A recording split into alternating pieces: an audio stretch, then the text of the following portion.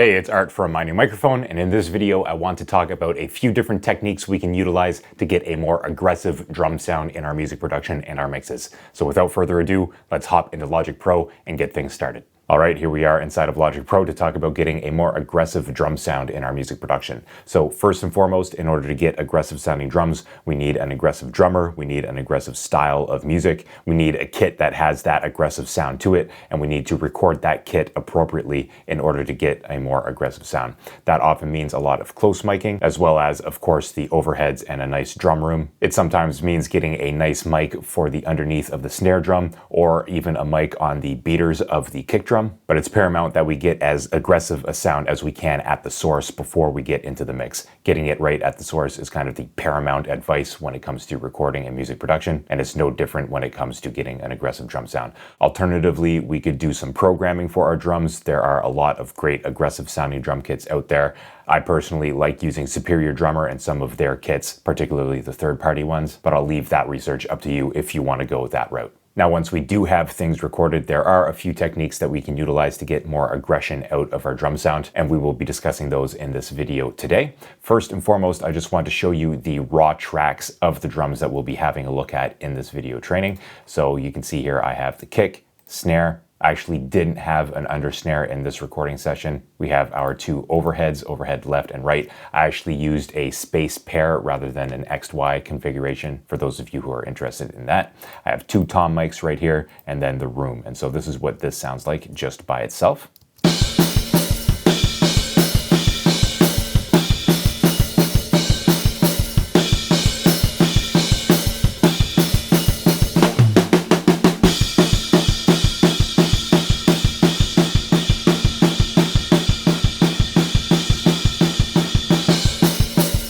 So that is just the raw drum sound. You see I have some gain plugins on there, and I have them all bused to bus 1, which is coming in here on the drum bus, but there's really nothing that's been done to them just yet. And so the first strategy I have for you to get a more aggressive drum sound in your music production is to actually merge the acoustic recorded drums with programmed drums and to utilize some sort of drum replacement or drum enhancement technology. There are a few ways of doing this. You can utilize proper plugins to do it for you. For example, I can open up the Steven Slate Trigger 2. This is a plugin where you can actually bring in multiple different trigger samples and then set up your sensitivity, retriggering, and all of that, and actually have the audio trigger the samples as it surpasses a set threshold. In the case of this mix, I actually did not use the Trigger 2. I didn't have it at the time. Rather, for the snare here, I actually did the drum replacement within Logic. If you do happen to be a Logic user, you can either hit Control-D as the hotkey, and then this will bring up a dialog box right here where you can choose the instrument snare.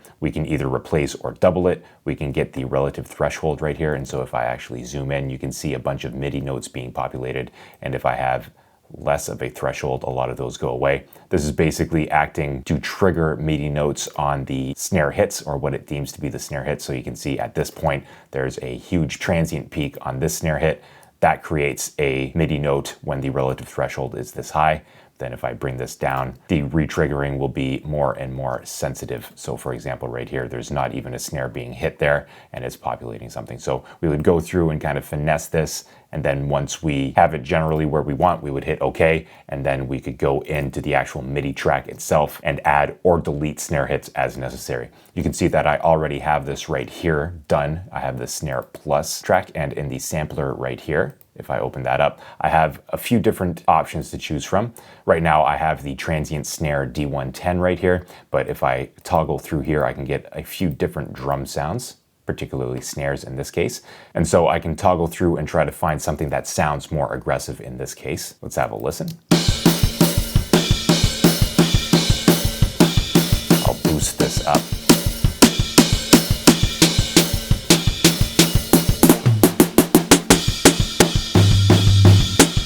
On a snare, not a tom.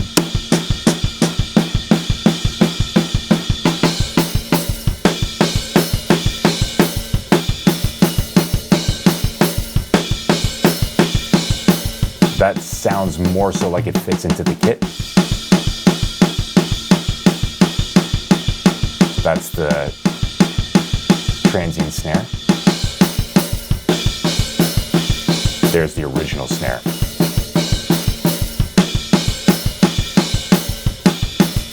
so it's a little bit more powerful, a little bit more consistent, and we can actually mix the two together if we'd like. Usually I don't just straight up replace my drums, usually I will enhance them. And so in this case, I'm going to mix this snare sample alongside with this snare.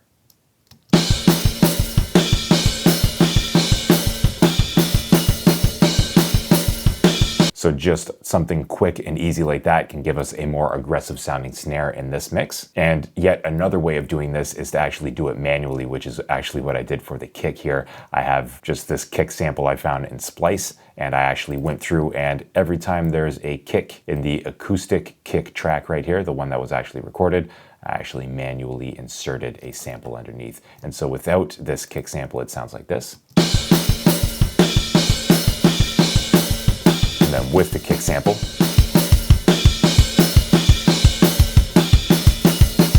without, with,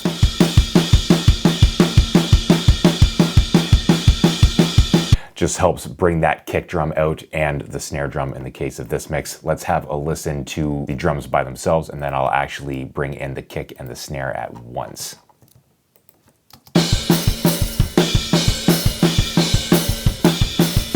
With the samples.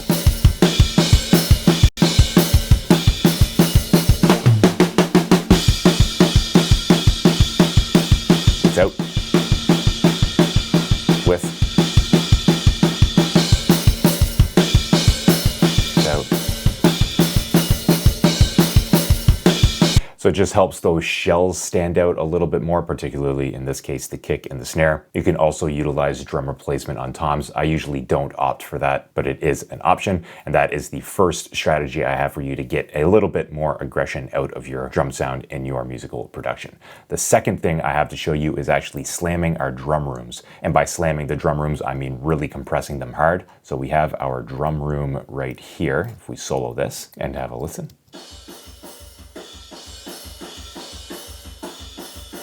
I can actually add in a compressor. Let's go down to the Waves CLA76. I'll do this in stereo because it is a stereo track. And what I can do is really crush the audio right here. So I'll go all ratio right here. I'll go on the Bluey, it's a little bit more aggressive, and just pin this needle back. And I'm going to try to make sure that the needle comes back to 0 when there's not that snare or kick happening. And that way I can get maximum compression when the transients are sounding in this drum room, and then get more of that pumping, more of that crushing, versus let's say just going down to 20 and then only having the needle come back to -10. That's not really what I want. That's not really the pumping or the crushing that I'm looking for. So let's have a quick listen to just the rooms here.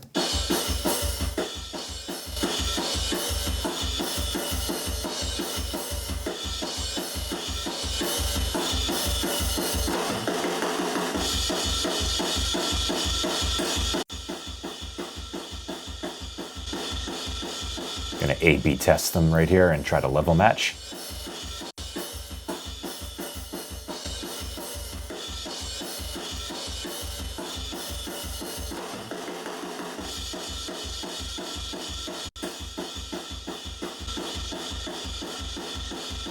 And so just that crushing by itself on the room mic in this case really distorts it. It really pushes the cymbals forward, and I think it makes it sound more aggressive to my ears. So again, with it,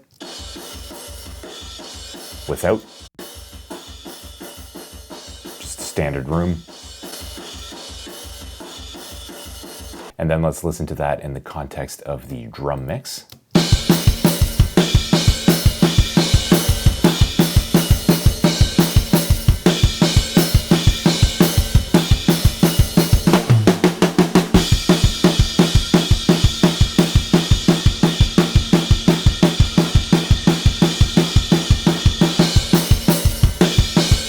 Out, with,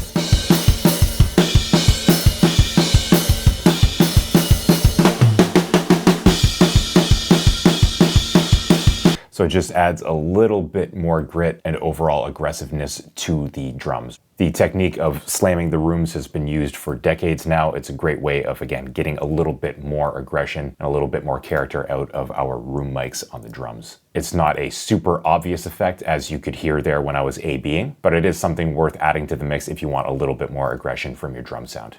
The next technique I have for you for getting more aggression out of your drum sounds is actually to shape the transients, particularly of the snare. And so we can utilize compression for this, or we can opt to use a real transient shaper for it. And so the transient of a sound, I can actually show you if we zoom in, is that initial burst of energy. You can see it here on the snare drum. Snares are particularly transient. It's that initial peak of audio right here to here. And then we have that tail right there, but the initial burst of energy right there, that is the transient. And so if we can shape that transient, we can either dull it and make it stand out a little bit less, or we can enhance it and make it stand out a little bit more. And so with the snare, for example, we can go down and utilize the Plug-in Alliance SPL Transient Designer Plus. This is a pretty simple plugin. We have a knob for attack and a knob for sustain, and then we can alter the dry-wet mix right here. And so let's play around with this and see what we can get out of the snare.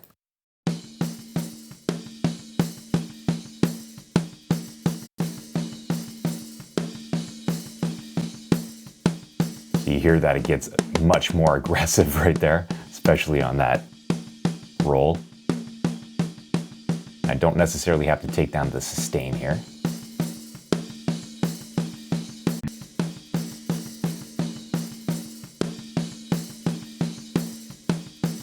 That might be even a bit too much, but I am mixing that in with some replacement.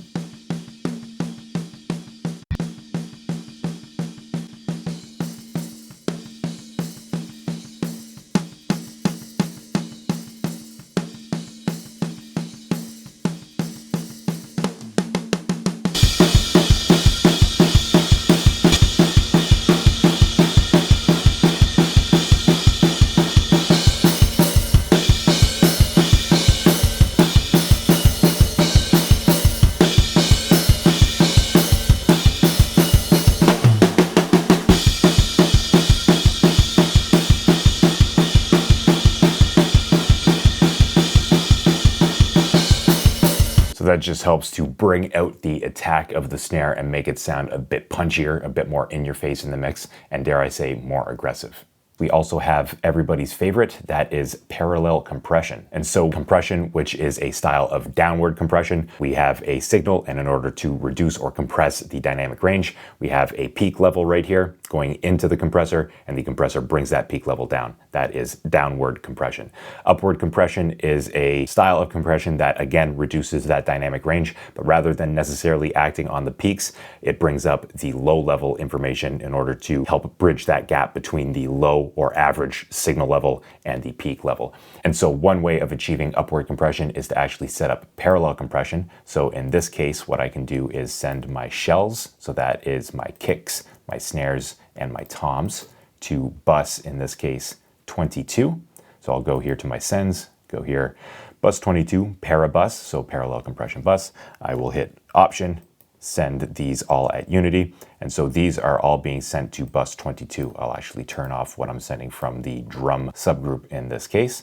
And so these shell tracks, the kick, snare, and toms, are being outputted to bus 1. That is our drum subgroup right here. And then they are also being sent to bus 22, which is our parallel bus. Both the drum bus and the parallel bus are being sent to the mix bus, or the stereo output, so they are being mixed together. Now the term parallel comes because these tracks right here are being sent to two different locations. We are going to, in one location on the drum bus, apply probably a little bit of compression, but not nearly as much as we are going to apply to the parallel bus. So we are going to absolutely slam the parallel compression bus and then mix it with the more dry sounding drums. And because we're slamming the parallel compression bus, we're really slamming down those peaks. And then when we mix the parallel bus back in with the dry tracks, the peak information that is being added by the parallel bus is not going to add as much as the more average levels. And that way we can get that upward style of compression where the lower level or average level signal levels are actually being brought up relative to the peaks in order to reduce the dynamic range of the signal.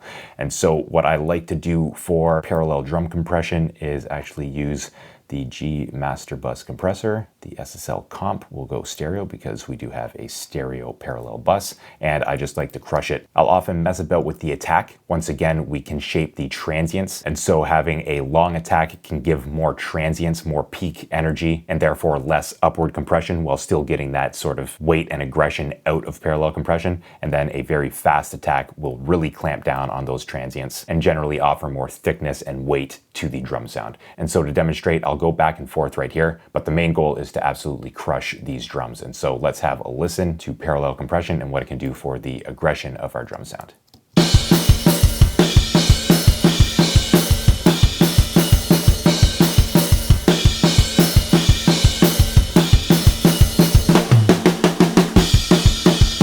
That's a very fast attack.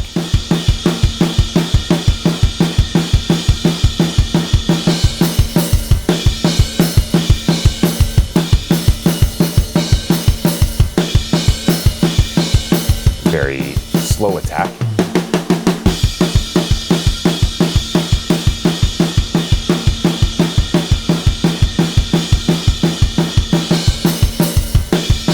Go back to slow attack.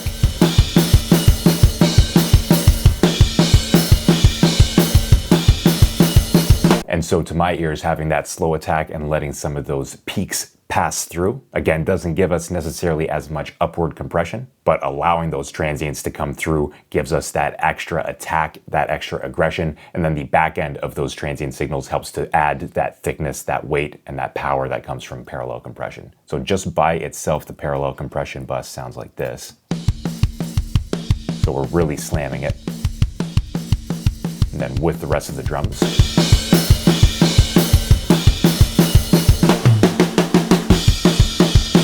Without.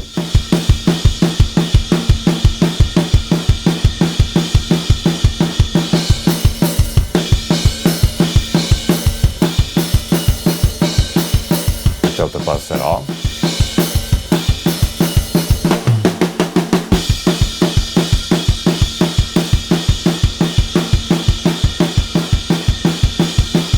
And so I would typically mix the parallel bus underneath the drums. I don't want to draw too much attention to it, but it is a great way to add a little bit more weight, a little bit more power, and a little bit more aggression to the drums. Again, these are all sort of games of inches. Mixing is often about little wins here and there. The bulk of mixing, of course, is just working with our faders, but parallel compression is one way, especially when we have long attack times, to get a little bit more aggression out of our drum sound.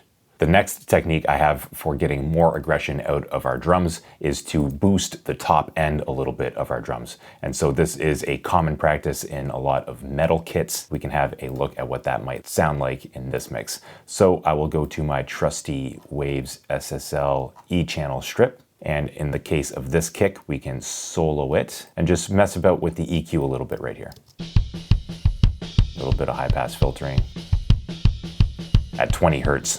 I'm not doing anything in the audible range. Reduce some of that bleed.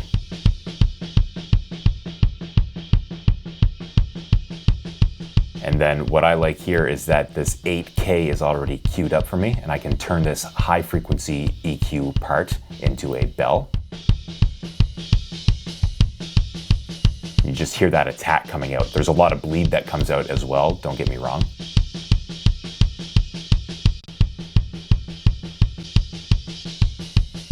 Maybe I wouldn't go that far, but if we really crank it, you can really hear that attack, which does give the sound of aggression.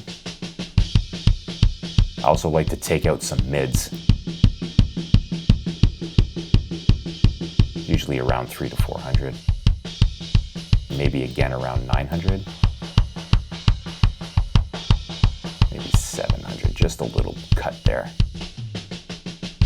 Maybe give a little boost around 60. So we can have a quick listen without EQ, and then I'll toggle it on and off.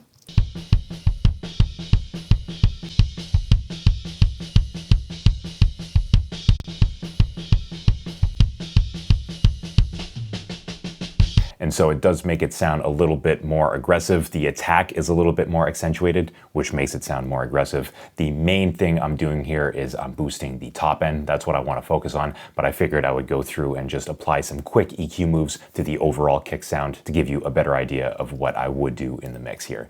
Same thing can be said for snare, and I'll actually just copy over this SSL comp to the snare. This is the acoustic snare track right here. Let's mess about with the EQ here as well. I'll reset all of my boosts and cuts and get started here. I don't need too much low end in the snare.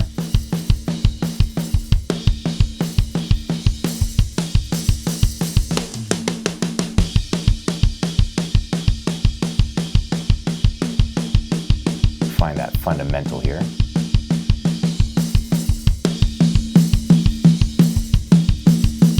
Usually it's somewhere around 200.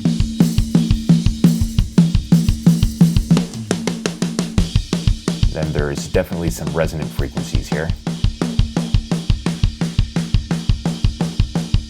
which I may have to use this one to find.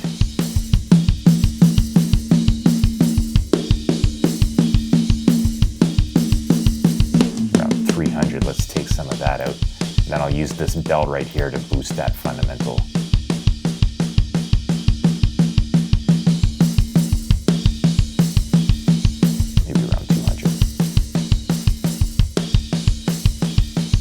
Top end. Maybe roll off a little bit of the top end, try to cut out a little bit of that bleed, but not sure. Okay, so now with and without EQ. So starting without, here are just the kick and snare mics. With EQ.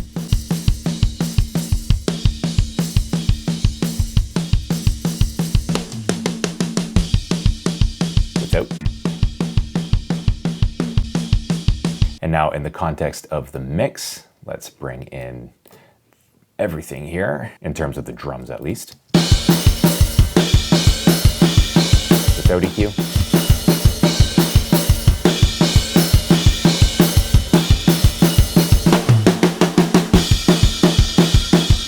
Then I can also add what I did here to the samples and have a listen to what that sounds like. Without. With.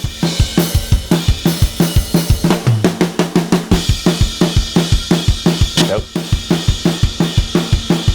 With.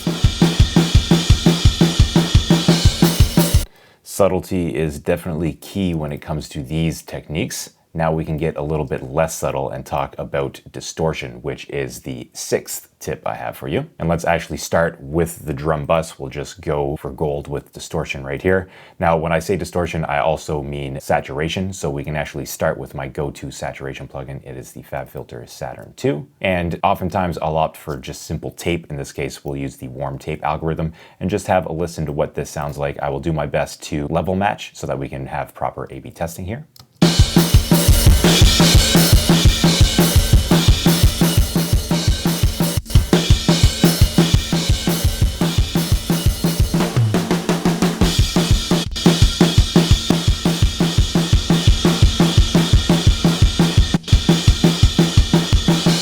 So distortion is a definite way to make things sound more aggressive, and this happens right away. Everything else was pretty subtle, except maybe the drum replacement, getting more aggressive samples for our kit. But adding distortion and saturation is just a super fast way in order to get more aggression out of the kit. And one way we can do this is by applying it to the entirety of the signal, the full band.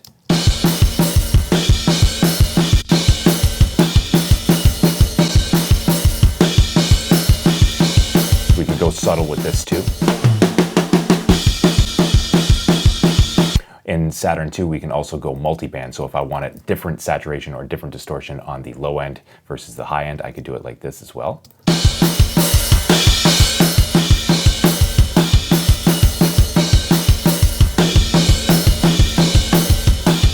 And then additionally with the Saturn II, I can also utilize parallel saturation. And so much like we had independent control over what was compressed versus what wasn't compressed with this parallel bus down here, I can also utilize a wet-dry mix right here to adjust the mix of what is dry. So at 0%, there would be no saturated signal being outputted from the Saturn II. Whatever's going into it would be outputted from it. And then of course at 100% mix, the output of the Saturn II would be 100% saturated. And so we can adjust this to get a nice parallel mix going on.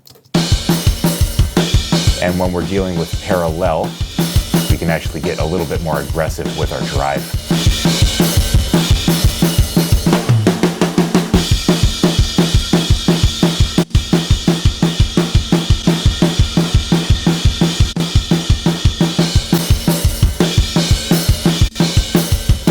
So once again, if I was to A/B this, we are at 22%. So we have the drive maxed out, but we're only mixing that in at about 22%.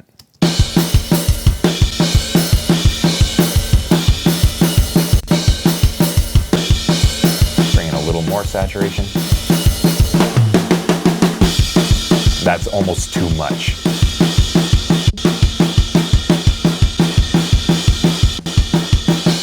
Now, of course, we don't have to only use saturation and distortion on the actual drum bus. We can also use it on the individual drums. So, for example, if I wanted to shape the sound of this snare sample that I added in, I could use another distortion or saturation plugin.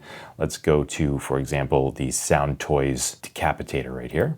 The Decapitator, like the Saturn II, has a few different emulations to go through, a few different algorithms, if you will. It's got the drive control, the punish, which will really drive things into overdrive. We can have a listen to the snare in particular as I mess about with this and see if we can get a more aggressive sounding snare out of it.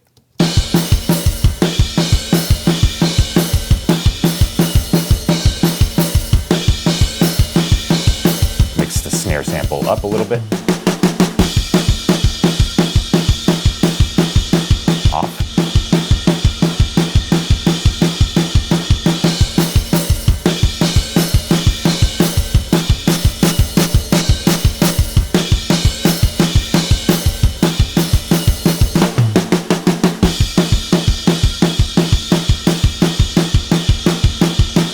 Just a little subtlety right here. Again, we are mixing right. Snare by itself without the decapitator sounds like this. With it. So it sounds really obvious on the track itself. I'm of course driving it at 100%, but then in the context of the mix, it's a little bit more subtle, but just helps to get a little bit more aggression there. We are relying primarily on this snare track right here, but unfortunately I didn't get an under snare, so I don't have a lot of that top end of the snare. So this track right here with this additional distortion may actually act to help me out considering I don't have that under snare.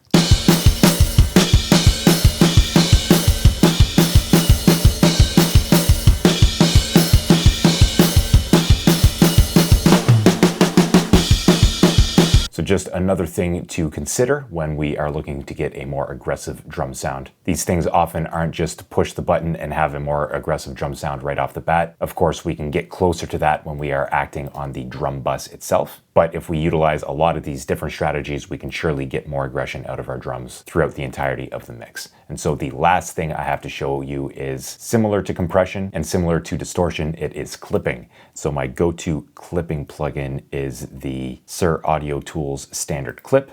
And basically what clipping does is it axes off the peak level of a audio signal at whatever the clipping point is. And so if we think of limiting as being hard compression where a signal won't be able to surpass a set threshold, the limiter actually reduces the volume quickly so that the audio signal that approaches that threshold doesn't actually get past it. Clipping, on the other hand, just alters the waveform completely by shaving off the top or the bottom, those maximum peaks or troughs of the audio signal. So hard digital clipping just slices it off completely flattens it out. Analog clipping rounds it out a little bit, but still effectively shaves off the top of that signal. And so this is what it sounds like on the drum bus here. I will play things back and reduce the clipping point. The further I go down, the more distorted it will get. And at 0, it probably won't clip.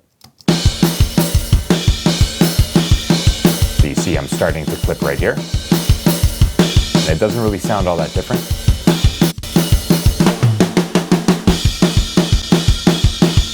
A little bit of distortion, audible distortion.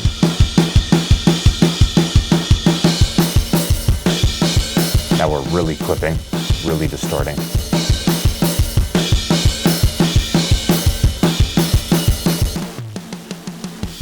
really crushing it.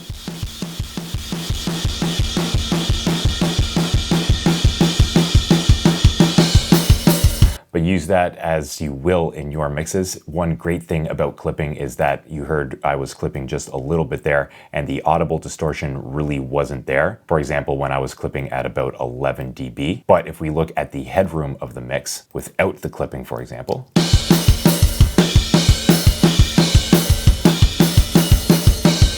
we are clipping at -6 dBFS. And if I have this clipping on and I reset this,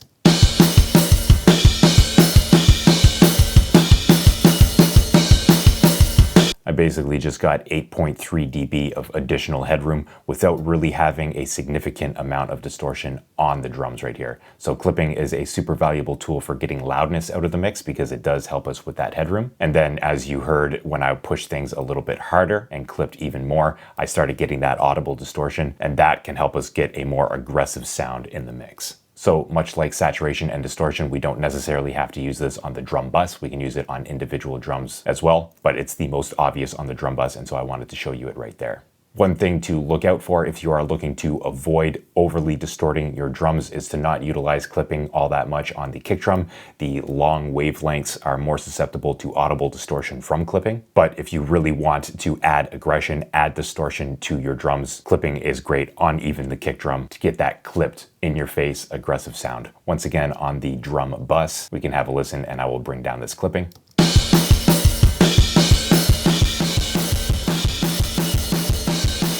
So if that's not aggressive, I don't know what is.